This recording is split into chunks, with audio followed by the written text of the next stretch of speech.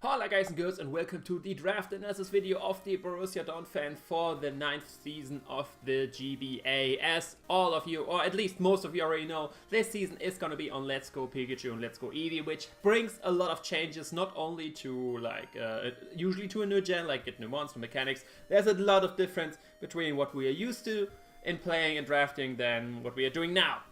And yeah, we already saw a lot of people are not a fan of that. I get the direction the criticism is going, like, of course, Let's Go is less competitive, but it's nowhere near no competitive in my opinion. So I get the direction people are trying to go to, but I don't get the extent to it. Like, everything is bad, nothing works, GBA is going down, but or League format in general is going down. I don't get that amount of it, but I get the direction, and I have to agree.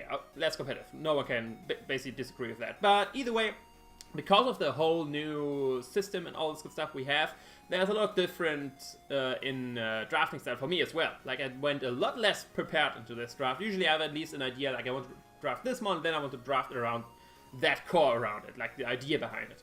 In this, it's kind of difficult to do that, but first for once, of course, very limited Pokemon pool. We draft less Pokemon, it's a free draft as well, so we don't actually need to plan as much, since you can just pick whatever it's left on the board. You don't need to fit specific tiers. And yeah, in general, the typical roles necessarily don't apply anymore, because with the batting format as well, with being just 4v4, like defensive playstyles are not as prominent anymore. So you usually have to play more offensive. So the usually defensive cores you build, like Water Grass, Fairy, Dragon Steel, apart from not just being a lot of mons or good mons of each type being there, you don't really have the need to fill in those cores. I think what at least my approach was in this draft was to draft more, draft a diverse offense, if that makes sense. So that at least at every type, like I have every type covered basically, which exists in the game, or at least the main ones, and all of them on the mons I can use offensively as well. I don't want to have like a sitting duck there which doesn't do damage. Like, if my opponent is weak to that typing, I want to have a mon, okay, damn, I can use that mon and it will shine. So that basically was my approach in this draft. So it's more offensive than usual. And yeah, that's basically which will explain some of my choices going into this. But yeah, I was rather high up in the draft. I was 4th overall, so only 3 people drafted before me. Of course, first one was Mega Dactyl. No one doubted that. Fun fact, by the way, 100% of the people who said we should have banned Mega Dactyl didn't suggested it once we discussed which mons to ban. So yeah, I thought it's fine, but I guess I'm more lenient as usual. Like, I won't land Iron format for years, so I guess there's a theme with me being against the tide of banning the strong mons. But whatever, that's a different topic. Once that was gone, okay, I looked what else is left. Mega Venusaur was fine, I didn't want that. I think the second pick was... What was the second pick again? Nexus was second. I have no idea what he drafted anymore, but it was nothing I wanted as well. So I got what would have been my second favorite pick, which was Zapdos. Zapdos, I like it a lot because it doesn't have a great move pool. That's what I'm going to say for a lot of people. Not a lot of people, mons. I mean, mons are people as well. But whatever. Zapdos got Thunderbolt Drill Pack, so it has the grass side covered and has U-turn as well for momentum, which is great. It does have Roost, so it's one of the few mons with reliable recovery. And it has the typing electric flying is just very great for some key resistances and stuff like that. Usually, a lot of mons are troublesome with coverage moves versus Zapdos, but in here there's not a lot of coverage, so it's not too big of a problem. And there aren't that many good ground types in the draft, which I have to scared about. So I can just spam Thunderbolt, and everything else I can just U-turn out with something. So yeah, that's Zapdos for you. For a lot of these drafts, I looked as well at just the viability rankings of the Sun and Moon Let's Go meta on... not Sun and Moon, Let's Go. That doesn't make sense. The Let's Go meta for Showdown. I did play that a lot once it came out, but it kind of drilled down, so I looked at the viability rankings, what mons what mons are good in this, and what roles they fill, what moves they get, and all this good stuff. So yeah, what I usually don't tend to do. But this time I did, and Zapdos was high up there as well, so I thought, okay, yeah, Zapdos, great pick. Gotta pick that, and yeah, then next up, I decided to get one of the few ground types, because for once, since there are only a little amount of ground types, you definitely want one of the good ones first. Both the Nidos were gone before that. These would have been my preferred choice. So I did settle for my third favorite ground type, which is Rhydon. Rhydon actually being probably the best check to Zapdos as well, since it's resistance to Drill Peck as well, which is the other main step of Zapdos. So kind of hitting two birds with one stone right here. One bird being Zapdos, since I already get the best counter to it away from other people, and I do get a good ground type and a good Staff Rocker in Rhydon. The 4 times weaknesses are not as prevalent of a problem as usually, since there's no hidden powers for once, and the limited coverage in general. A lot of the normal types sadly do get Surf and all this good stuff, so I have to look out for that. But in general, I think 4 times weakness are not as bad as a problem anymore. And out of that, Rhydon gets great coverage, gets elemental punches, Stone Edge, Earthquake, Edgequake coverage is always nice. And yeah, no problem is of course it's slow. And I don't think it gets Rock Polish anymore in this gen, so it's not like it's a great sweeping potential, but it's defensive, gets the rocks. It's a tank mon. Similar to Zapdos, but slower. It takes a hit and does a lot of damage return. And usually the opponent doesn't want to die, so he switches out before me and I can just get some free hits or something. I potentially get up rocks. But yeah, that's right for you. I just want to have an electric immunity, because a lot of electric types don't get any coverage. Like, for example, Jolteon. I think Jolteon only gets like Thunderbolt. Volt Switch doesn't even exist. Gets Thunderbolt, maybe Signal Beam, I want to say, and that's it. So yeah, there we go. And then Electrode, same thing for that. So yeah, basically once you have a ground type, you're good with all electrics. So yeah, that's Rhydon for you. Next up, I decided to go with Cloyster, and Cloyster I wanted because it's one of the few setup sweepers we can actually work in Let's Go, because Let's Go is not that setup heavy, especially not if you need multiple things to set up with. With Cloyster, you just Shell Smash and you're good to go. Because of the high defense Cloyster has, you can basically set up versus any physical attacker. Special attacks are a different story, like Giga Drain or Mega Drain, better said, or Thunderbolts will hurt this thing a lot. But once I U-turn versus into any physical attacker, basically I can get a free Shell Smash up and then go to town versus the opponent. It has, of course, a lesser coverage as usual. It has like Hydro Pump, Surf, Ice Beam, Ice Shard, and Explosion. But usually what you need is like Shell Smash, Surf, Ice Beam, and Explosion, so you can like, it has the 2 coverage moves of Ice Beam and Surf. Sadly, water types are a problem for that, of course, because they resist both my stab moves, but with these I can just explode. And another thing I like about Cloyster is just the Ice Shard priority, because priority is something you don't see a lot in Let's Go either, and maybe one time I just want to have a defensive Cloyster with Ice Shard priority, with like, I don't know, Dragonite for example, a pretty good example, because it's actually 4 times with Ice as well. So yeah, that's why I want the Cloyster. It's just a huge setup threat my opponent has to look out for. And I can play some mind games with Cloyster. For once, every time I play Cloyster, the opponent will be afraid of Shell Smash. And even if I have him on team of 6, but since we are only battling 4v4, I don't really have to bring it. Sorry, that popped up right there. I don't necessarily have to bring it, but I feel like my opponent always needs to bring their Cloyster check. Because if they don't bring their Cloyster check in their team of 4, and Cloyster's there, they just lose. So, yeah, with ultra-threatening mons like this, like when it's setup win, barring you have your check, you can play some nice mind games in these 4v4 scenarios, where I have Cloyster number 6, but I don't necessarily need to bring it and stuff like that. But yeah, that's Cloyster for you.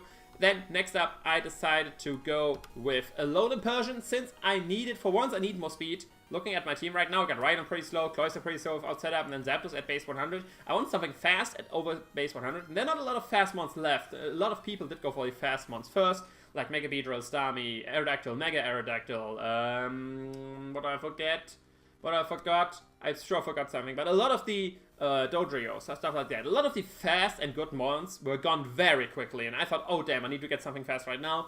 And Dragon and Dark type in general is nice as well, because there's so little psychic resistances in this game, that I decided Alolan Persian is a great mon to pick up. It's not very strong. The two things that goes for it is this Dark typing, which is very... Mega Gyarados gets second, by the way. Now they're talking about Dark types. Mega Gyarados was the second pick. Yeah, I didn't want that either. So yeah, Alolan Persian. Covering Dark type, covering some speed, and other than that, I don't know yet what will happen to Persian. I just wanted something which can be fast and immune to Psychic, so that's why I got Alolan Persian, to be honest. And yeah, it seems I did snipe Joy actually with that, so it seems to be a decent one if you want that as well. But yeah, I'm not gonna lie, that's all the thought process which did go into Persian. I was a bit panicking because of my speed, and Persian was still there, and it covered my Psychic immunity. So yeah, we got Alolan Persian. It gets Fake Out, and some nice coverage. It's more especially offensive with Dark Pulse and stuff like that, which is good as well. But yeah, psychic check and being fast. That's Alone Persian. Next up, we got Victory Bell. At this point, I had to choose between Vileplume and Victory Bell. And this is where the thing comes into play I talked about earlier, where the offense, I feel like, is more important than the defensive aspect. Vileplume, of course, takes more hits, stuff like that, but Victory Bell has more offensive, bigger offensive move pool, and can go physical and special offensive-wise, and it's a bit faster as well.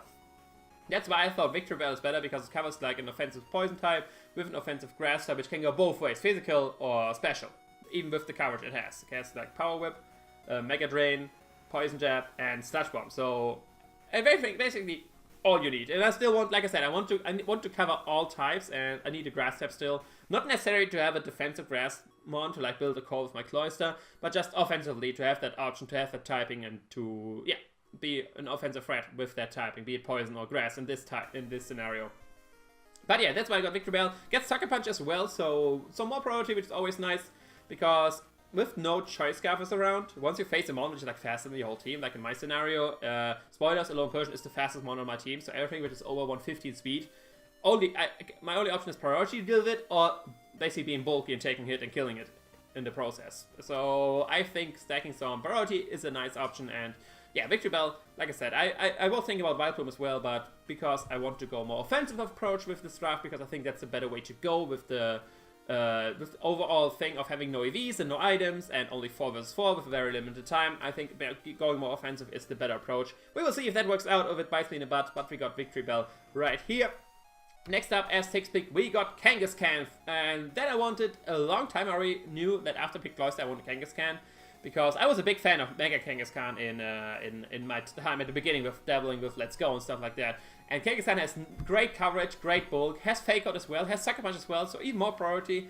I like the amount of priority I have already. Not many people can basically rival me in that aspect. But yeah, Kangaskhan, great coverage. Gets Dizzy Punch for some fun shenanigans, but most likely we're gonna run Facade.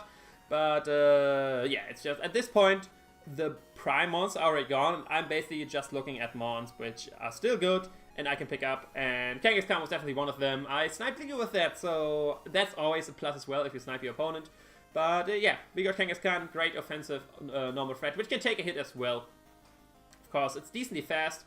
Not too fast, of course. Like I said, fastest one still Alone Persian, and yeah, but it came with some nice fake out priority. Basically, best fake outer after Mega Kangaskhan, because I don't think Persian, of course, gets normal Persian gets stabbed, fake out as well, but I think it's weaker than Kangaskhan. So yeah, there we go with that. Next up, we got Mega Charizard Y, and I was looking at that mon a lot as well. I knew I still need the fire type, but I could wait with Mega Charizard Y so long because everyone drafted the Mega rather early. But at this point, I felt like Gator wanted Mega Charizard Y. I don't know if he actually did, like he didn't say he got sniped or something like that, but looking at his draft, he was missing a fire type as well, and he was missing a Mega as well. So I got a bit scared. I didn't want to draft him last round and getting sniped with that, and then having to like settle with a fire type. I don't know, like, I think Flareon did go after me, or something like that. And I still had my 3 Mega off, and yeah, Mega Charizard Y, of course, a lot nerfed from usually Mega Charizard Y, since it doesn't have the drought anymore, so no immediate solar beam, no firepower, added firepower with the sun being up. But it's basically just a stronger normal Charizard, because the item doesn't matter, since normal Charizard can't run item, has the same typing, same coverage, it's just stronger both on special and physical offense. And yeah, I thought that's basically the best fire type I can get in this point, and we can Mega Charizard Y. Of course, 4 times weakness to rocks is annoying, and yeah. So I have to do that, but it's pretty strong. It's like 154 special attack set. No one likes switching into those fire attacks. And it can go mixed as well still, because it's over 104 attack, I think. But yeah, that's why I like Mega Charizard Y. Best fire type, which was still around at this point. And then last but not least, I looked at my draft and I saw that, yeah, only Rhydon has rocks on my team. Like, I drafted Mega Charizard Y and I got, damn, now my team is weak to rocks. And then I looked, oh damn, I don't have any rocks by Rhydon. And since I don't want to bring Rhydon every match, I was looking at a mon which can get up rocks as well, and doesn't give me a double typing. That is important as well. I want to the least amount of double typings, since I want, like I said, I want to diverse my typing. So far, the only double typing I have is between Charizard and Zapdos. They're both flying types. So I was looking at the Rocker, which isn't rock or ground, because that I have covered in Rhydon, which is very rare, actually. I could go for a normal type, like Chansey, something like that, or a Kangaskhan. So the only one left, which is a Stealth Rocker, which isn't a normal or rock or ground type, is my boy Pinsir. I still like Pinsir a lot. being a strong bug. Sadly, it's missing some speed. With some more speed, it would have been awesome. But yeah, we got Pinsir right here, just the bug type, and yeah, it gets rocks. Was the main motivator behind this pick. It was the only rocker still left, which doesn't make me double down on typings, and gives me another typing which I can be offensive with in bug. If my opponent is weak to bug, there we go, Pinsir on the field, clicking X Scizor, having a good time. But yeah, that's my full draft. As you already knew, this draft analysis is very short compared to usually, but that's just for once. The draft cost shorter because only at once, and yeah, it is less competitive. So I look at this more as a fun season. So I drafted more fun ones and didn't go into as deep into yeah, the whole draft thing as I usually do. But yeah, that's my team. Zapdos, Rhydon, Cloyster, Little Persian, Victreebel, Kangaskhan, Magnemite, Wild, Pinsir. Let me know what you think of the team in the comments. Of course, the most important thing, though, you can help me with is with nicknames. At this point, when I'm recording this, I don't have any nicknames set. Barring... do I have one already? Wait, no. No, I have no set. God damn it. So yeah, give me nicknames, ideas, otherwise I will come up with some myself. But yeah, every good idea is appreciated. But yeah, that's basically all from me. I hope you will enjoy the upcoming season. I already know it will have less viewership than usual, like I mentioned in the beginning, a lot of people not a fan of Let's Go, which is fair. You don't have to like it, but I think it's definitely better than having no GBA season till the new game comes out. So yeah, we got that going. But that's all from me. I will see you another time. Ciao.